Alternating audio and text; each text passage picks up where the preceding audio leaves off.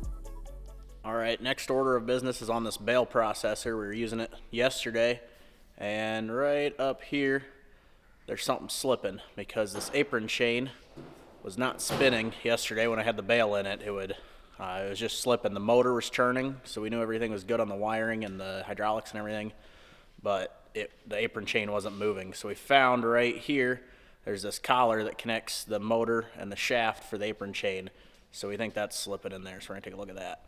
Alright, so you can see there's 4 Allen head bolts there. They thread through and it just clamps the 2 shafts together. This is just one big clamp. This took a ratchet here, and they were the bottom 2 here. We're spinning on the shaft. These bottom 2 are loose right here, so I just tightened those up, and so hopefully that should have that fixed. That was pretty easy.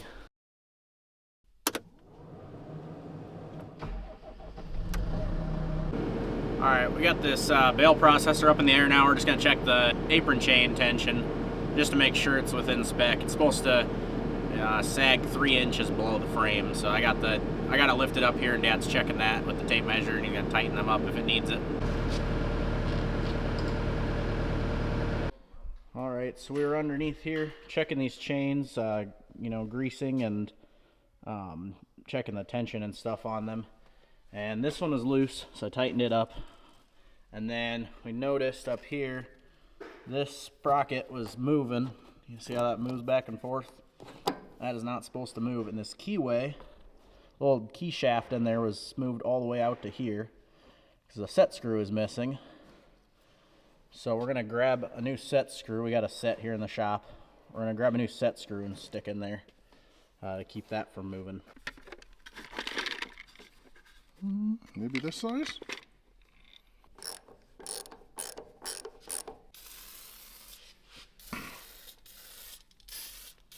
Alright, we got them set screws put in. Chains are tensioned. Put some chain lube on it. So we're going to head to lunch, and I'll catch you guys when we get back. Alright, we're back from lunch. So now I'm inside our Tahoe here. I'm going to check out the radio. The antenna, I think, must be loose or something in the back because the radio isn't coming in. So I'm going to go look at that.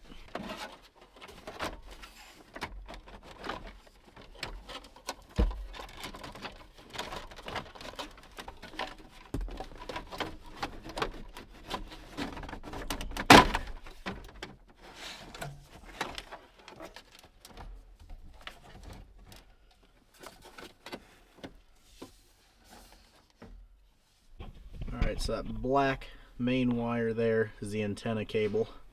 And so when I put this in, I got the wrong adapter, came with my kit. And instead of just getting the right adapter, I just made it work by taping the thing together, and it's always worked good until now. And so it is not fully connected there, so I'm gonna pull that electrical tape off quick and fix that.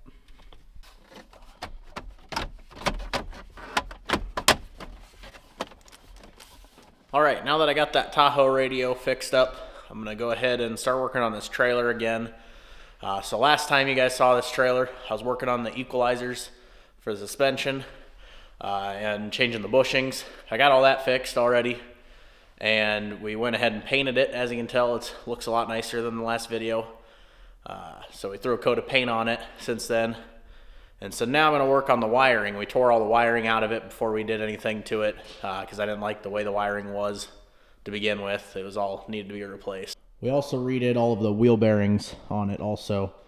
Redid the wheel bearings and put new greasable caps on the hubs. This trailer used to be a 4-wire trailer when we got it, but I'm going to actually make it 7-wire or 7-pin plug-in. It's still going to be 4-wire wiring technically on the trailer, but it's going to use a 7-wire plug-in like that style because that's what our pickups run, but it'll still be 4-wire wiring. And then I'm going to run it to this junction box here. I'll run the wires into this junction box straight out of the plug-in, and then from this junction box I'll be able to run around to all the lights on the trailer. So I'm going to grab that junction box and find a spot to put it. I think I'm going to mount it. I think I'm going to mount it inside this frame rail right here. Be right where that tongue frame rail is underneath the deck, so that you won't see it anywhere else, because I got to drill holes through this frame rail to mount it, and I don't want to be able to see the bolts on the tongue up front. So if I put it back here, you won't really be able to notice them that well. Originally this trailer had the flat 4 wiring like most of these small trailers have. I'm not a big fan of that, so I've actually got this coated 4-wire instead to use. So still 4-wire, but it's the round coated rather than that flat that doesn't have much protection.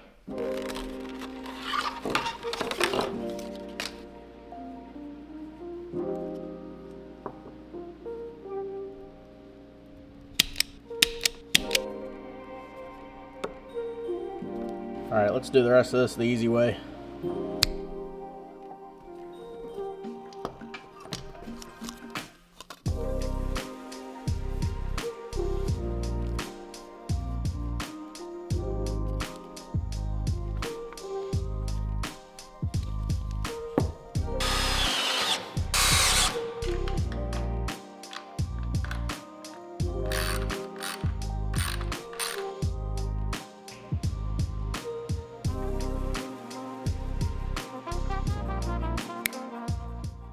All right, it's actually the next day here. I got the wiring on this trailer ran from this junction box back here to the back of the trailer over here.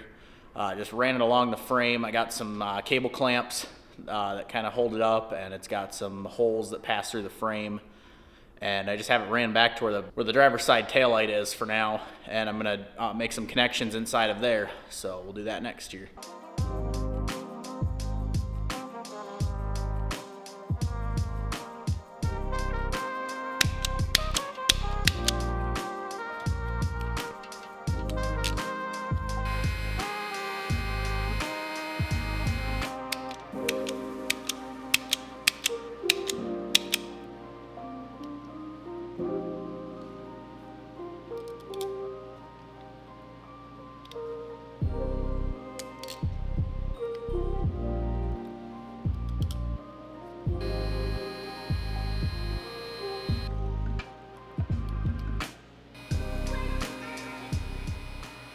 All right, I get everything finished up inside of here.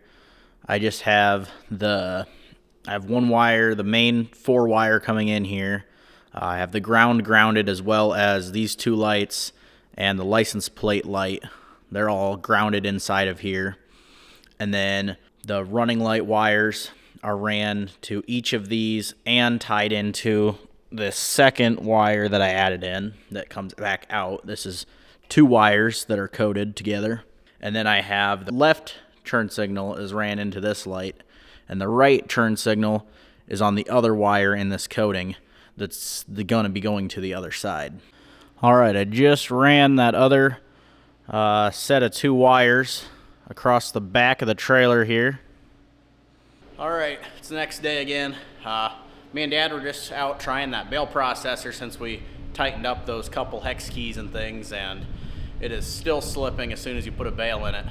So we're gonna have to take a look at that again. So we're gonna go ahead and take the log grapple, and we're gonna go pick up the rest of them trees that the neighbor cut last week.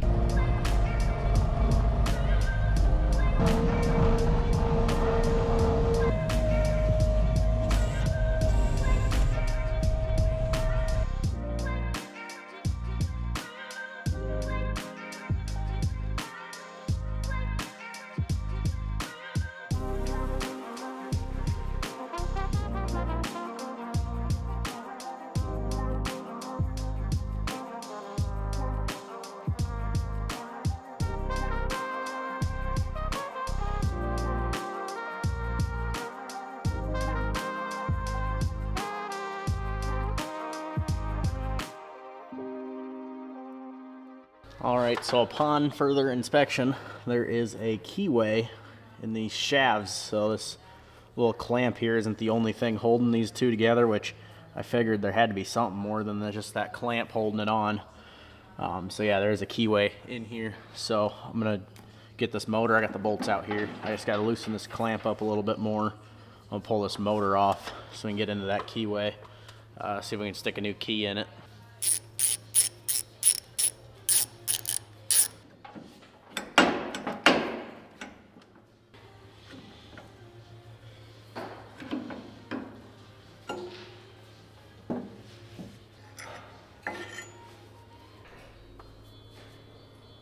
So there is a keyway. So the shaft sizes are different. The shaft size coming out of the motor and the shaft size on the apron chain are different sizes. And there's 2 different sizes on the coupler and 2 separate keyways. There's a key built into this motor. Maybe you can pull it out, but it's not. I don't know, it looks like it's kind of built in. And there's shavings left in the keyway of the apron chain side, so that key is gone, so that just needs a new key in there. That's why it was slipping. Let's see. Square machinery key. Look at here. That's what we're looking for. Maybe this size.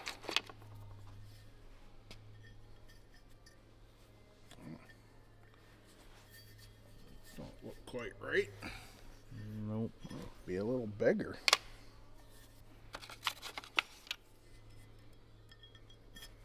That might be the right one. That looks better.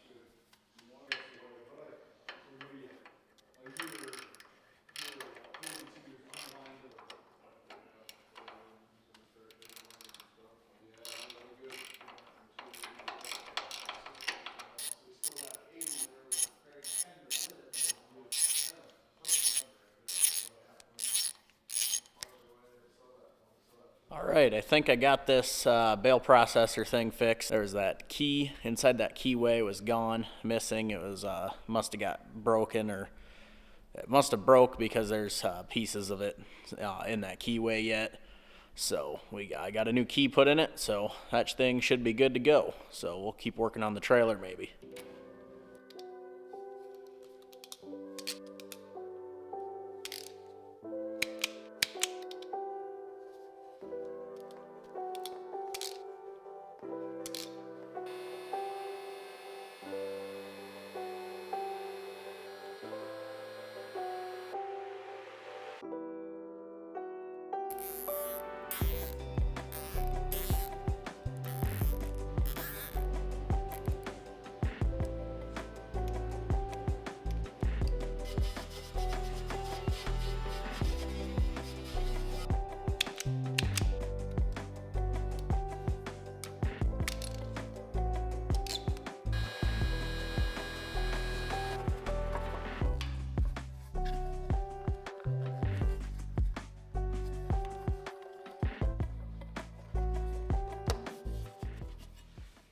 Alright, I got the wiring going back to the taillights complete. There's just the one set of 4 coated wires, runs all the way back along the trailer to this taillight. Then I have that ran into that taillight and that marker light on the end. And then I have 2 wires coated together that come out of that light. They come back, they make a stop there in the middle. Right here they connect into the identification light that is on the back of the trailer. Those 2 wires run back to this tail light and turn signal and run in, and then those lights are grounded to the frame there.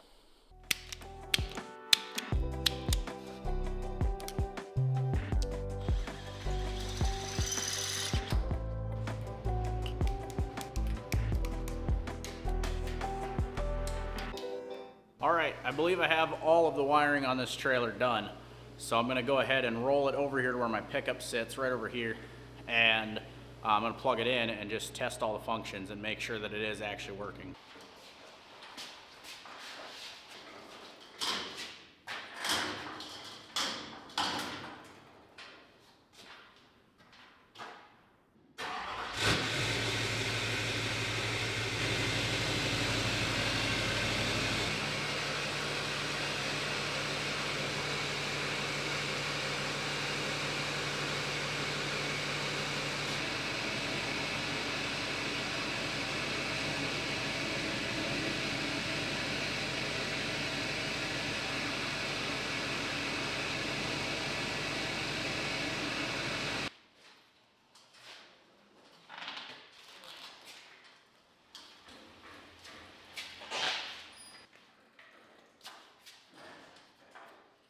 Alright, all the lights on the trailer appear to be working for now, so that's good. Next up, I guess, we'll be cutting off. I gotta cut off some of them self-tappers yet that were ran up through the bottom of the trailer for all the cable clamps. And then it won't be long and we'll be putting deck boards on, but that'll be in another video. So that'll be the end of this one. I'll see you in the next one.